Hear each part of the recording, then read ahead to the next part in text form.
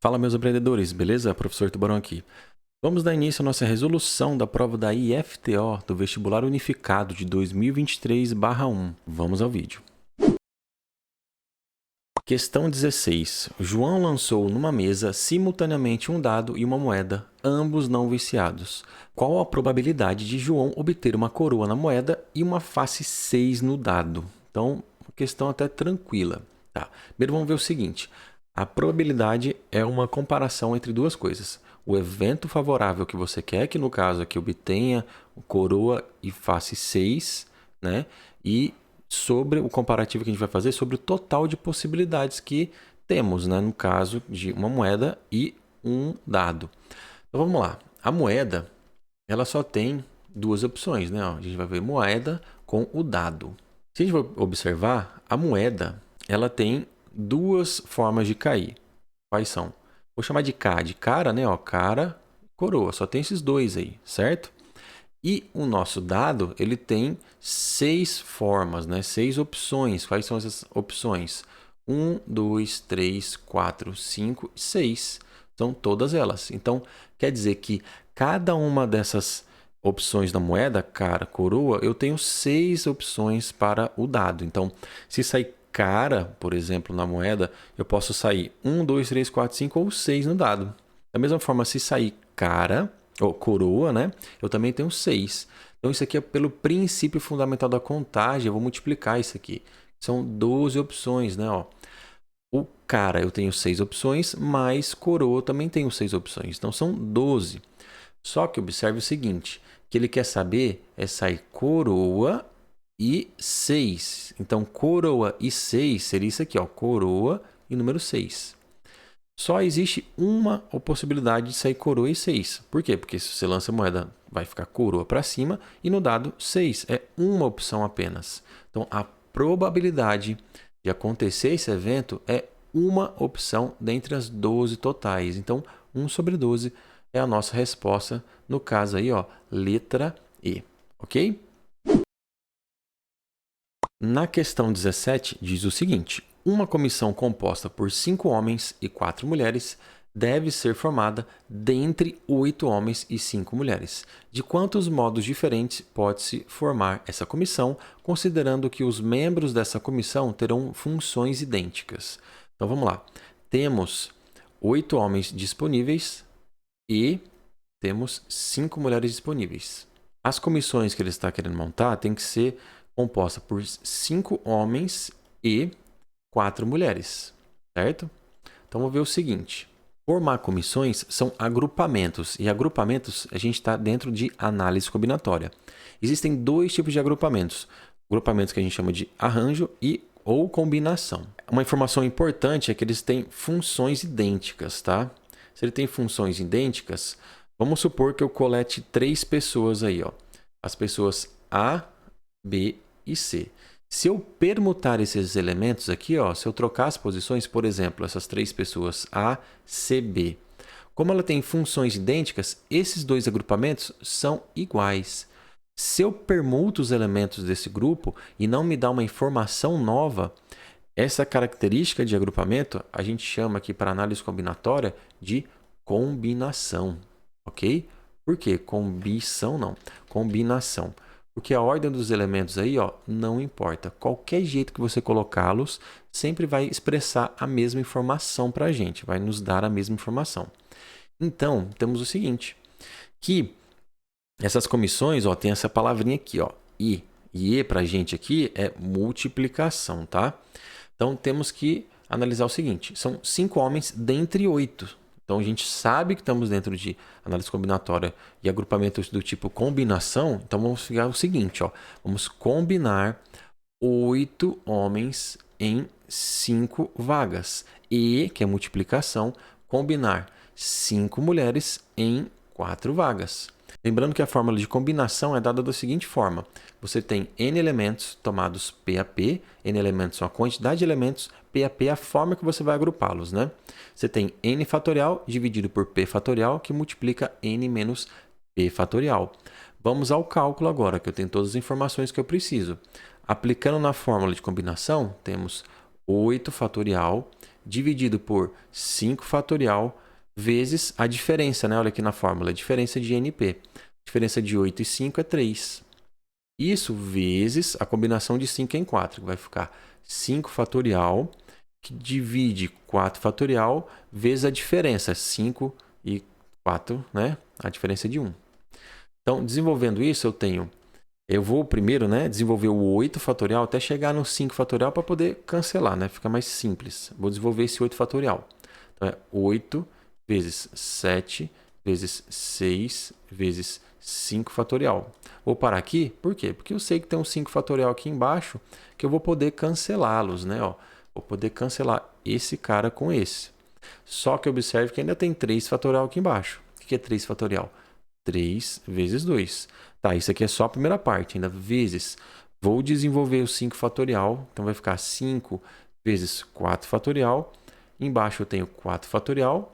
Eu fiz isso porque eu sei que eu vou cancelar esses dois caras aqui, ó, esse 4 fatorial com esse 4 fatorial.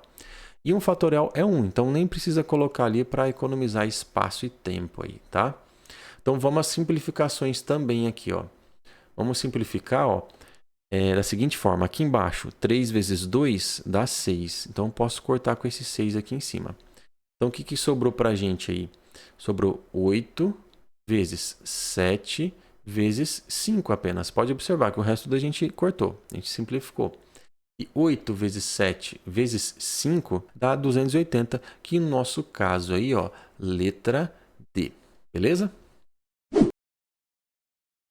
Questão de número 18. Considere que o preço de um automóvel na cidade de São Paulo sofra uma desvalorização de 8% ao ano nos seus primeiros 5 anos de uso. Se este automóvel novo estava sendo vendido por 100 mil, qual será seu valor em reais após os 5 primeiros anos de uso?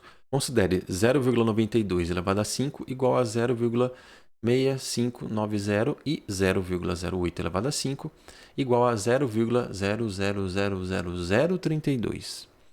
Tá, primeira coisa que a gente tem que observar é o seguinte. Se você tem um desconto, ó, desconto de 8%, quer dizer que você vai pagar apenas 92%. Você vai pagar 92% desse objeto, no caso desse carro. Por quê?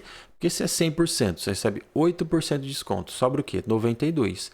Se desconto é você deixar de pagar, você paga apenas 100 menos 8, que dá 92% do veículo. Tá? Então, o que vai acontecer? Esses 100 mil, para o primeiro ano, vai valer 92% desse valor de 100 mil. O novo valor, né, no próximo ano também vai valer 92%. Então, o que você vai observar? Ó? Vou colocar o esqueminha aqui para vocês entenderem. Então, o que você observa que está acontecendo? Esse valor aqui inicial é de 100 mil do carro. Como a cada ano que passa, ele vai valer 92% do valor que ele valia, o que você vai perceber? Que 100 mil, para o primeiro ano, ele vai valer 92% de 100 mil. Então, nesse primeiro ano. Aí, esse novo valor que está aqui no primeiro ano, para o segundo ano, vai valer 92% dele. Isso vai se repetir. Ou seja, esse 92% aqui, ó, se repete 1, 2, 3, 4, 5. E sempre em cima de quem? Do valor de 100 mil reais. Ou seja, o que eu tenho a partir dessas informações que eu destaquei? Que 100 mil vai sofrer esses 92% do valor quantas vezes? 5 vezes. Ou seja, eu posso elevar isso aqui a 5. E o que é 92%? Não significa 0,92? Porque 92%, né? Vou colocar aqui, ó, 92%. A mesma coisa que 92 sobre 100. Divisão por 100, né? 10, 100 mil, é só andar a vírgula. Se a vírgula está aqui, 100 tem 2 zeros, a vírgula vai andar 2 casas. Então vai ficar 0,92. E olha que interessante, que 0,92 elevado a 5, ele já nos deu, né? Ó, que vale quanto? 0,6590. Então isso aqui vai ficar 100 mil vezes 0,6590, que resulta em quê? Que resulta em R$ 65.900. Esse é o valor do carro após 5 anos. No nosso caso, letra B de bom demais. Beleza? Questão 19. A figura 1 a seguir representa o gráfico de uma função quadrática do tipo y é igual a x ao quadrado mais bx mais c, com a diferente de zero. Considerando a figura 1, podemos afirmar que... Aí ele faz uma análise aqui, ó, pode perceber, do valor de a, do valor do b ao quadrado, do valor do c e do valor do b. Tudo comparando, né, no caso do a, c e b, se é maior ou menor que zero. A partir desse gráfico da função do segundo grau, a gente observa o seguinte, que a concavidade dessa parábola está para baixo. Concavidade de parábola para baixo, isso significa para a gente que o a ele é negativo, ou seja, menor que zero. Lembra, ó, rostinho triste, ó. Tô chorando. No caso aí, ó, a gente já pode eliminar algumas alternativas, né? Ó, aqui a letra E ele fala que é maior que zero, tá errado. A letra B também. Vamos fazer o b ao quadrado com 4ac. A gente observa para esse tipo de situação de análise, a gente observa o seguinte, ó, que a gente tem duas raízes aqui, né, ó, destacada. O que seriam as duas raízes? São os valores que toca x aqui, ó. Tá vendo? A parábola tocou em x em 2 pontos. O que significa isso para mim? Que o delta, que é o valor de delta daí, ele é maior que zero. Lembra que se o delta é menor que zero, a função não possui raiz, ou seja, ela não toca o eixo x. Quando o delta é igual a zero, a parábola ela toca em apenas um ponto. E quando o delta é positivo, ou seja, maior que zero, ela toca em 2 pontos da parábola, do eixo x. A parábola toca em 2 pontos. Então, esse delta ele é positivo, maior que zero. Quem que é delta? B ao quadrado menos 4ac. Isso tem que ser maior que zero. Então, esse 4ac que está negativo passa para lá positivo e temos que b ao quadrado é maior do que 4ac. Então, no caso aí, ó, vamos ver quem a gente pode eliminar. Letra A tá ok, letra B fala que é igual, já pode eliminar. E letra D fala que é menor, tá errado. Pronto. O que aconteceu? Encontramos nossa alternativa correta. Letra A de amor. Mas beleza, vamos ver aqui, ó, só para revisão. Achamos esses dois caras aqui, ó. Como a gente descobre C e B? Vamos fazer a análise do seguinte, ó. O C ele diz que é menor que zero, porque essa alternativa está correta. Então, esse aqui tem que estar correto. E está correto. Quem que é o valor de C? É o nosso termo independente. E lembrando de análise de gráfico de função quadrática, o termo independente é quem toca o eixo Y. E onde ele está tocando o eixo Y? Em menos 2. E menos 2 é menor que zero. Então, isso aqui está ok. Beleza? Outra análise. A análise que é um pouquinho mais detalhada, delicada, é do B. Como eu analiso o valor de B? Eu analiso B por x do vértice. Como é que é o x do vértice? Para quem lembra as fórmulas do vértice, x do vértice é dado por menos b sobre 2a. Ok? Então, nosso x do vértice é esse cara aqui, ó. Vamos lá, ó. X do vértice é esse valor, ó. X do vértice está para cá e y do vértice está para cá, né, ó. Eu não quero saber o valor, só quero saber que ele é positivo, né, ó. Observe aqui, ele está na parte positiva. Então, quer dizer que isso aqui é maior que zero. Se esse valor aqui é maior que zero, e eu já tenho certeza que o A é um valor negativo, né, ó. Então, quer dizer que eu estou trabalhando, vou trabalhar só com o sinal aqui, né, ó. Essa parte de baixo, ó, duas vezes uma coisa negativa, vai dar negativa, certo? Como esse nosso valor resultante, tudo isso aí tem que dar positivo, então quer dizer que essa parte de cima aqui inteira tem que ser o quê? Negativa. Por quê? Porque menos dividido por menos tem que dar mais, certo? Então toda essa parte aqui de cima, que eu vou destacar aqui de azul, ó, essa parte aqui de cima tem que ser negativa. Então se eu tenho menos b e isso tem que resultar em algo negativo, aqui, né, a gente vai fazer o jogo de sinal. Menos com qual sinal dá menos? Só pode ser o mais. Menos com mais dá menos. E isso a gente conclui que o nosso B é um valor maior que zero, um valor positivo, né? Então, vemos detalhadamente aqui todos os casos. O A é negativo, B ao quadrado é maior que 4ac, o C é negativo e o B é maior que zero. Nosso caso aí, ó, alternativa A de amor, beleza? Questão de número 20. Uma piscina em forma de paralelepípedo e com dimensões de 10 metros de comprimento, 3 metros de largura e 2 metros de profundidade está completamente cheia de água. Num determinado dia, foi identificada uma vazão de 500 mililitros de água por hora, o que implicava na diminuição do volume de água. Considerando que essa vazão iniciou-se às 10 horas desse dia, quanto restará de água em litros nessa piscina às 18 horas desse mesmo dia? Então temos a piscina aqui com 10 metros de comprimento, 3 de largura e 2 metros de altura. E a informação que está correndo uma vazão de 500 ml por hora. Se essa vazão começa às 10 horas e termina às 18, temos 8 horas de vazamento, né? E dentre essas 8 horas de vazamento, temos quantos litros que vazaram? Então a gente coloca aqui, né, 500 vezes 8. Isso vai dar 4 litros, né? Meio litro vezes 4, vezes 8, vai dar 4 litros de escape de água em todo esse período. Beleza, o que a gente vai fazer agora é calcular o volume dessa piscina, né? E depois subtrair esses 4 litros que foram vazados.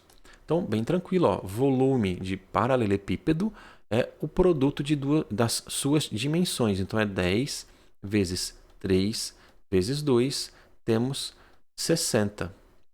Só que a gente tem 60 metros cúbicos. Temos que lembrar o seguinte, que 1 metro cúbico equivale a 1000 litros. Isso significa o quê? Que essa piscina, então, ela vai ter 60 mil litros de água. Se vazou 4 litros dessa piscina de 60 mil, significa que a nossa piscina ela tem quanto de volume agora? Vai ser de 59.996 litros, ainda sobraram, né? Nosso caso aí, ó, letra D. Um vazamento pequenininho, nem percebe. Eu acho que na piscina desse tamanho nem vai perceber esse furo. Questão de número 21. Uma escola forneceu aos seus estudantes a possibilidade de participar de cursos de aprimoramento de física e matemática. Dos estudantes da escola, 14 optaram por cursar física, 20 optaram por matemática, 10 optaram por só física, 21 optaram por não cursar física. A quantidade de estudantes que não optaram por matemática é... Temos um volume de informação que um está cruzando com o outro. Então, vamos colocar isso num diagrama de Venn, lá de teoria de conjuntos, para facilitar essa filtragem desses dados que eles nos passaram aqui, ó. Então, vamos lá. Temos aqui um quantitativo total aí que ele não nos dá, né? Mas podemos destacar duas coisas. Temos dois conjuntos, né? Aqui as pessoas que vão participar de física e aqui as pessoas que vão participar de matemática. Temos que ter atenção ao seguinte, que ele diz assim, ó, dos estudantes da escola, 14 optaram por física. Então, dentro dessa bola aqui de física tem que ter 14. 20 optaram por matemática. E 10 optaram por só física. Então, vamos começar por essa informação. Somente física são esses caras que estão aqui, ó. Tá? Eles não têm intersecção com o ciclo da matemática. Aí eu vou voltar, ó. 14 optaram por física, mas já tem 10 aqui dentro. Faltam quanto para dentro da bola de física ter 14? Faltam 4 e esses 4 só podem ser aqui na intersecção. Por quê? Se eu colocar aqui dentro... vão ter 14 aqui só física. Ele já afirmou que só são 10, ok? Então vamos lá. E a próxima informação que ele nos dá é que 20 optaram por matemática. Ora, se dentro da bolinha de matemática tem que ter 20, já temos 4, faltam 16. E esses 16 é somente matemática, só estudou matemática, optaram por estudar matemática, né? E a próxima informação é que 21 optaram por não cursar física. Vamos prestar atenção no seguinte, que ele não pode estar aqui dentro da bolinha de física. Ou seja, esse cara não pode contar, nem esse. Mas esse aqui conta, porque esses 16 de só matemática não cursam física. Então, esses 16 contam. Para 21, faltam 5. E onde é que eu vou encaixar esses 5? Só pode ser aqui fora, que não estuda nenhum dos dois. E não estudar nenhum dos dois implica dizer que ele não estuda física, né? Porque 21 optaram por não cursar física. 16 e esses 5, vai dar 21.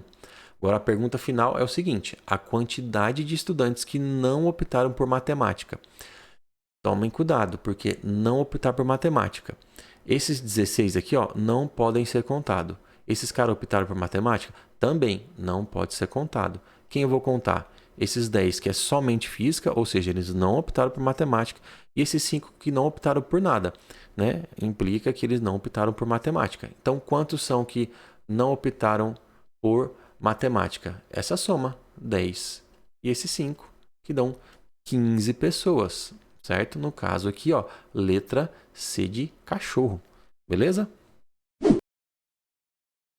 Questão de número 22. Miguel é proprietário de uma horta e percebeu que o lucro diário L em reais da alface está relacionado com o preço de venda X em reais da forma L é igual a menos x ao quadrado mais 20x menos 20.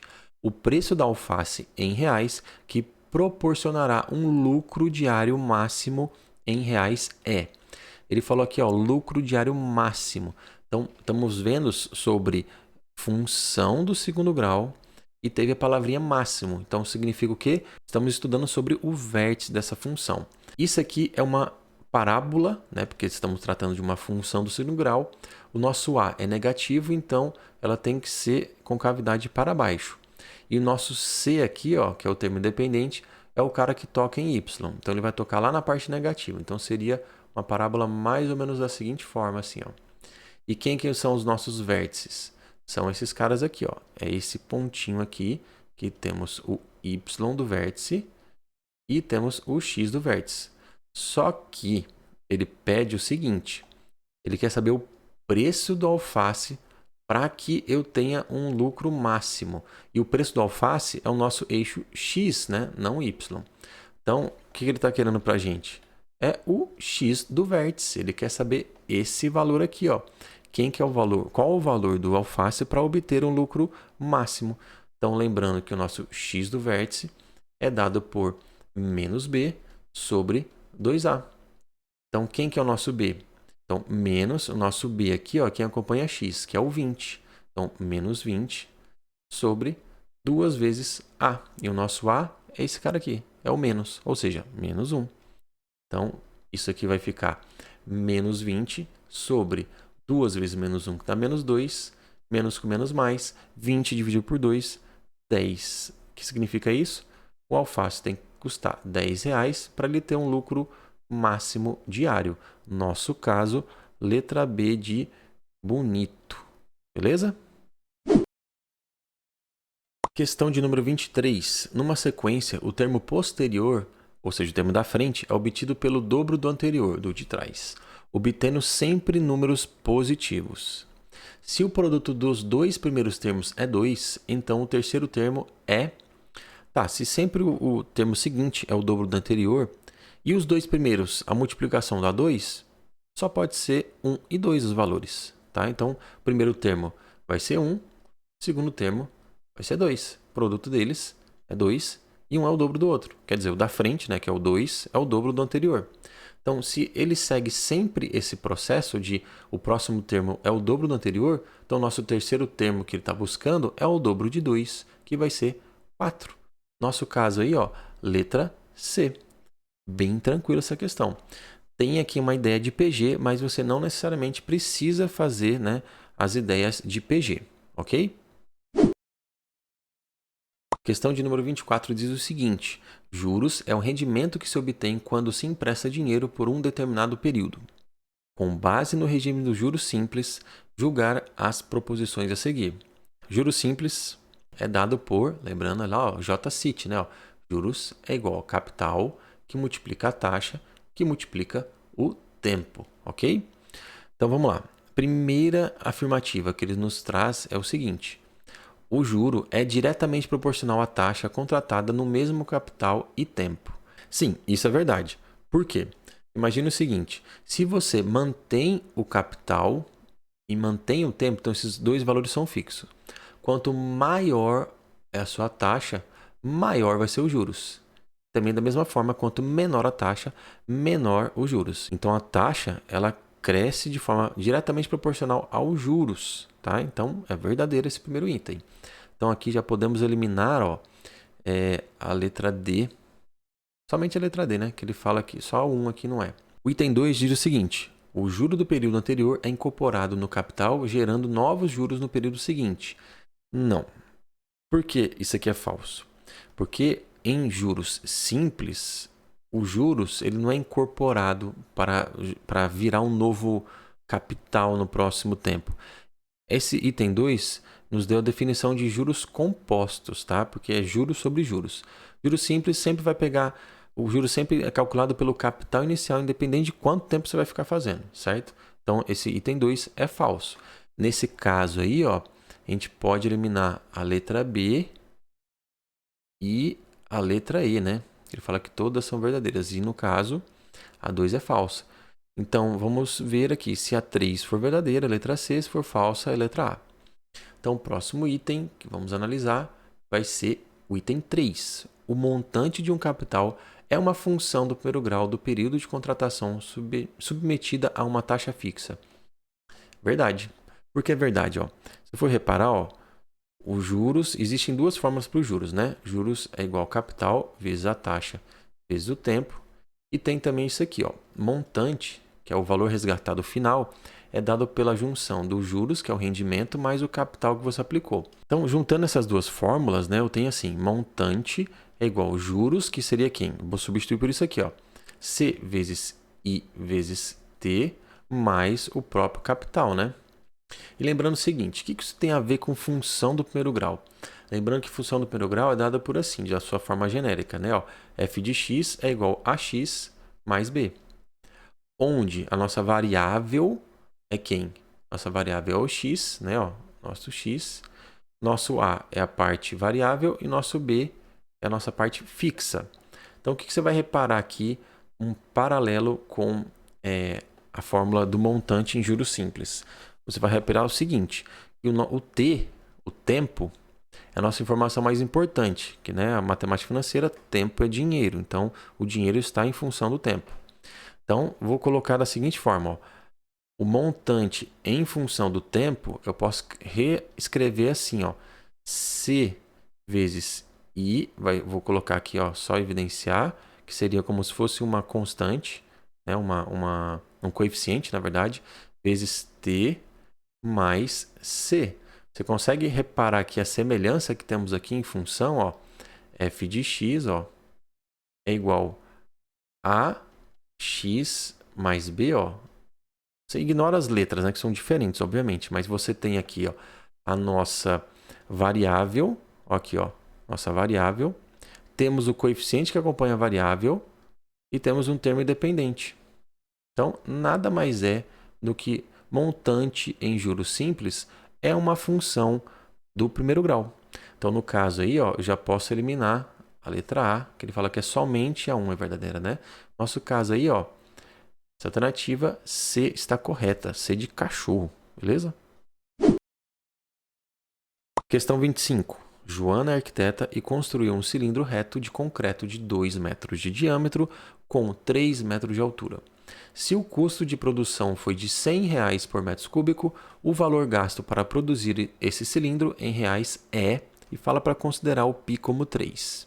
Então temos o cilindro, presta atenção que 2 metros é o diâmetro, então temos que o nosso raio vale 1 metro e a altura dele continua sendo a que é 3 metros.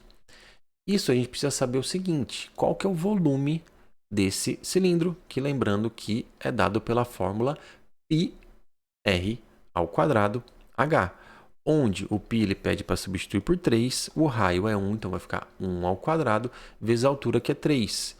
Então, 1 ao quadrado é 1, 3 vezes 1 dá 3, vezes 3 dá 9 metros cúbicos. E ele fala que gasta R$ 100 para cada metro cúbico. Isso nos diz que ele gastou quanto? Se é R$ 100 por metro cúbico, é 9 vezes 100. Ele vai gastar um total aí de R$ 900 para construir esse cilindro de concreto, que no nosso caso, letra D de dog. Beleza? Então é isso, meus aprendedores. Chegamos ao fim dessa resolução do vestibular unificado da IFTO de 2023/1. Peço que você curta esse vídeo, compartilhe com os amigos para fazer essa correção dessa prova e se inscreva no canal, beleza? Vai ajudar demais. Falou!